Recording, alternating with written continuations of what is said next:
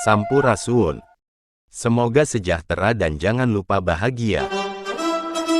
Insinyur Soekarno adalah bapak bangsa yang dikenal sebagai proklamator kemerdekaan Indonesia pada tanggal 17 Agustus tahun 1945, dan juga Presiden pertama Republik Indonesia. Sebagai pemimpin bangsa pada masa penjajahan yang dipenuhi situasi perang, beliau menghadapi bahaya kematian lebih dari 1 atau 2 kali. Hidupnya selalu dalam bahaya, karena terjadi perebutan kepemimpinan melawan pemerintah Belanda.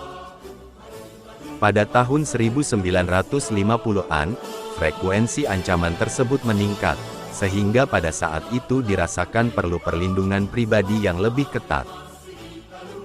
Salah satu anggota Ring 1 Keamanan Soekarno, adalah Kolonel Purnawirawan H.W. Sriono yang menjabat sebagai ajudan.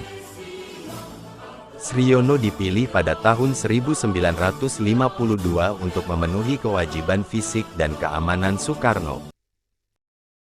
Banyak yang Sriono tuturkan tentang keajaiban dan keanehan dari sosok Soekarno, yang dianggap luar biasa menurutnya. Jadi kalau Bung Karno pergi, kami cek lokasi dulu kemana Bung Karno akan pergi, kita datang dulu, cek tempat, acara, siapa penanggung jawab dan persiapan makanan. Lalu sampai Bung Karno tidur, ya kami memeriksa semua situasi tempat tidur dengan segera. Jika situasi dirasa yakin aman, kami akan menghubungi ajudan. Jadi barulah Presiden bisa dibawa ke sana, kata pria berusia 87 tahun itu di gedung LVRI Wirapurusa, Jakarta. Sriono menceritakan beberapa keanehan dari percobaan pembunuhan terhadap Bung Karno kala itu. Kenang pria yang menjadi staf ajudan sejak usia 22 tahun. Aksi pertama yang dia ingat, dikenal dengan peristiwa Jumat Durjana, di mana saat itu terjadi pelemparan granat di SDN Cikini. Soekarno sedang meninjau atau berkunjung ke SD Cikini saat itu, yang menjadi sekolah tempat anak kandungnya, Megawati Soekarno Putri, belajar. Kalau saya masih ingat nama-namanya, yaitu Saadon dan Tasrif dari organisasi ekstrim kanan, tapi alhamdulillah Bung Karno tidak meninggal, kenang Sriono. Bahkan anehnya, tidak terkena sedikit pun, tapi banyak pelajar yang terkena, bahkan ada yang meninggal, tutur Sriono. Peristiwa percobaan pembunuhan selanjutnya yaitu yang kedua kalinya, peristiwa mencekam ini terjadi di dalam Istana Kepresidenan. Hari itu ada penembakan dari pesawat militer dari AURI, Letnan Daniel Maucar.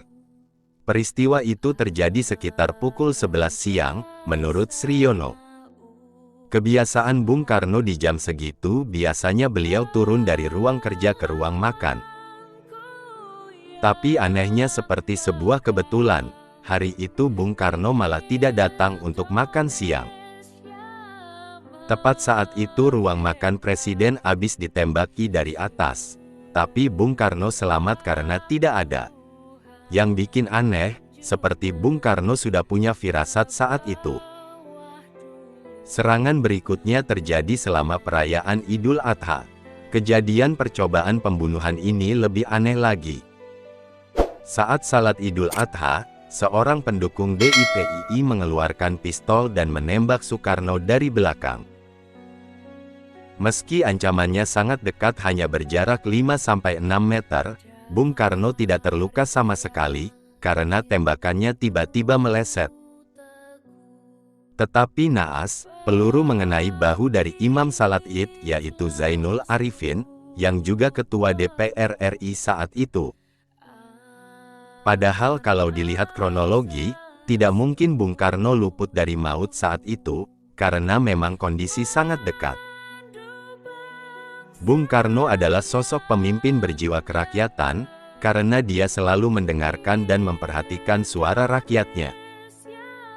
Menurut Sriono, Bung Karno sering jalan ke kawasan sawah besar setiap malam saat pengamanan kurang ketat, hal itu ia lakukan untuk menyapa rakyatnya. Yang membuat Sriono terkesan dan terheran-heran tentang diri Soekarno, adalah ketika bapak bangsa itu berpidato kepada rakyatnya. Setiap kali Bung Karno berpidato, terdengar menggelegar, tegas penuh wibawa. Semua orang ingin mendengarkan pidatonya. Tukang becak bahkan sengaja berhenti untuk mendengarkan pidato Soekarno di radio. Kalau beliau mengunjungi daerah-daerah, banyak ibu-ibu bertanya, menanyakan tempat minum bekas Bung Karno.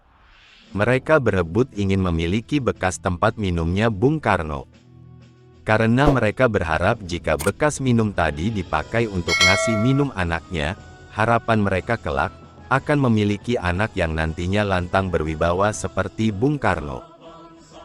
Ini bukan politik, ini hanya pengalaman sehari-hari, kata Sriono tentang kekagumannya pada Bung Karno. Kewibawaan Bung Karno sangatlah luar biasa. Kalau dia sudah bilang diam, maka semua akan diam, tidak ada yang berani bicara lagi, kata Sriono. Ia pun mengenang peristiwa tanggal 19 September tahun 1945, yakni pertemuan raksasa berlokasi di lapangan Ikada.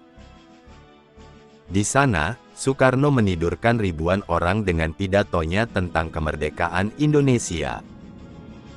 Peristiwa ini memiliki arti penting, karena setelah deklarasi tanggal 17 Agustus ternyata masyarakat Indonesia belum sepenuhnya percaya bahwa negara sudah merdeka.